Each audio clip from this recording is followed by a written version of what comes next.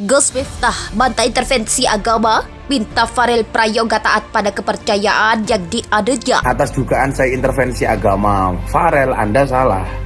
Jadi karena acaranya pengajian, saya bertanya kepada Farel, Farel, kamu bisa ngaji apa enggak? Ternyata setelah Farel nyanyi, ada informasi dari panitia bahwa Farel non-Islam. Nah, saya kaget karena tahu non-Islam dan saya bertanya sebelumnya apakah dia bisa ngaji atau tidak. Makanya saya minta maaf, oh sorry ternyata kamu bukan Islam. Dan saya sampaikan kepada Farel, Farel apapun agamamu tolong yang taat.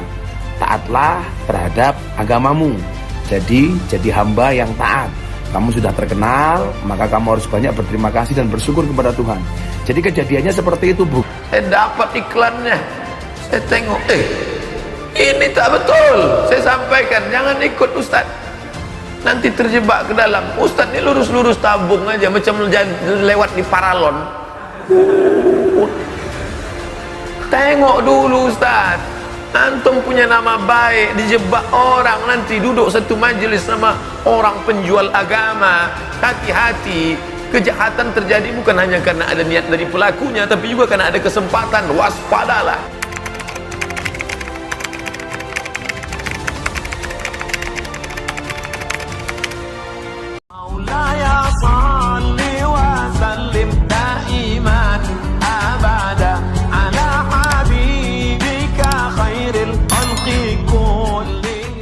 Kata Nabi sallallahu alaihi wasallam, ada ulama ulama yang jahat.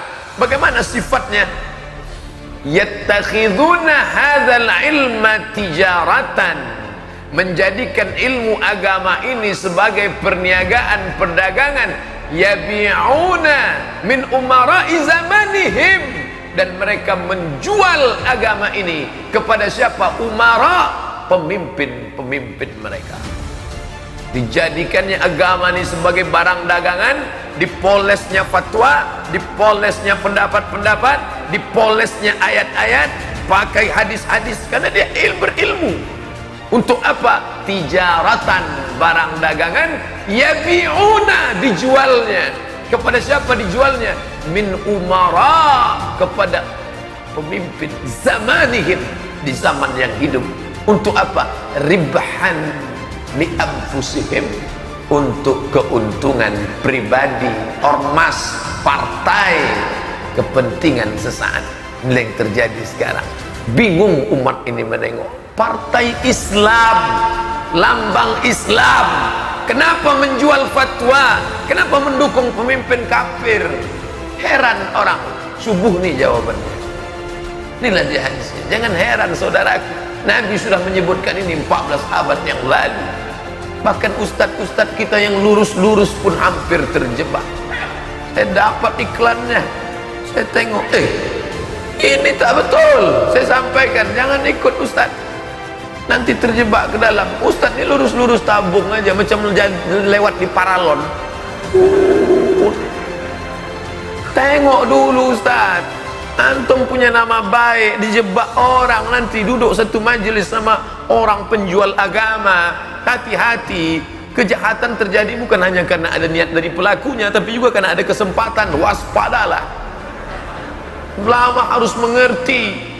Bapak Ibu yang dimuliakan Allah Subhanahu wa taala, karena orang-orang ini adalah bukan orang jahil, dia orang berilmu. Al-juhala bilibasil ulama, mereka memakai pakaian-pakaian ulama, sorban-sorban ulama, jubah-jubah ulama, tapi isinya adalah syaitan. Kadang kita suuzon dengan anak-anak muda ini. Saya naik pesawat, duduk di belakang, di depan ada anak muda pakai celana jeans, rambut anak-anak muda itu lah. Kalau rambut ustadznya gitu, rambut anak muda, wow, pakai baju kaos, pakai airpod.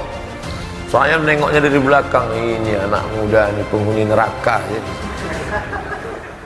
Tak berapa lama digulungnya airponnya, masuknya ke depan, duduk dia, dipukul-pukulnya kursi itu. Astagfirullah. Tak pula saya minta maaf sama dia. Takkan saya minta maaf ya, udah tadi sudah selesai. Ternyata casingnya setan, isinya malaikat. Tapi sekarang ini banyak bajunya koko, isinya setan. Bajunya jubah, isinya setan. Bapak-bapak yang berjubah jangan tersinggung, bagus sudah. Baik.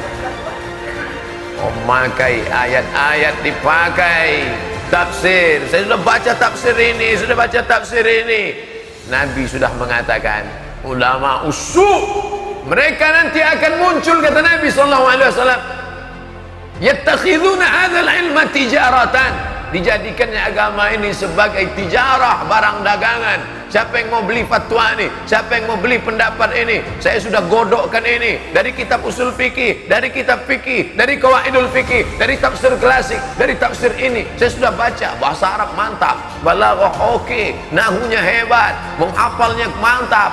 Tapi untuk apa? Yabi'una, mereka jual barang ini karena ada kepentingan di balik itu, simbiosis mutualisme. Ada yang punya barang ingin keuntungan, ada yang punya uang dan ingin memanfaatkan ini.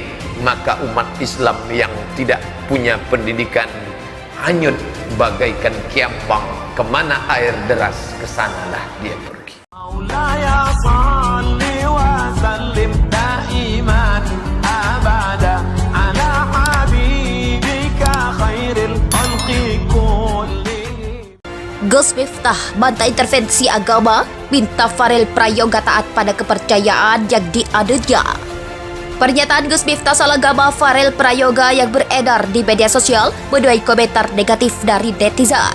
Muncul anggapan bahwa Gus Miftah telah mengintervensi Farel soal keyakinannya. Momen yang terjadi saat secara bersamaan Farel Prayoga bersama Gus Miftah hadir pada acara pengajian di Banyuwangi, Jawa Timur. Dalam acara itu awalnya Gus Miftah bertanya sampai di mana Farel Prayoga bisa bernyanyi. Farel kemudian bingung menjawabnya. Sampai akhirnya panitia memberitahu kalau Farel non-muslim. Gus Miftah kemudian bertanya apa agama Farel Prayoga, apakah Protestan atau Katolik. Dengan cerdasnya Farel menolak jawaban pertanyaan Gus Miftah. Oleh sebab pertanyaan itulah Gus Miftah mendapat banyak komentar negatif dari warganet. Dalam unggahan video pada akun Instagram @pemdadu, tak ingin salah paham, Gus Miftah pun memberikan klarifikasi. Ia pun menolak dikatakan telah mengintervensi agama Farel Prayoga. Kalau Anda bilang saya intervensi agama Farel, Anda salah. Karena acaranya pengajian. Saya tanya agama Farel, kamu bisa ngaji apa enggak? Ternyata setelah Farel nyanyi, ada informasi dari panitia bahwa Farel non-muslim, kata Gus Miftah dalam video tersebut. Gus Miftah mengaku kaget dengan informasi tersebut karena sepengetahuannya bocah pelantun ojol dibanding ke itu seorang muslim.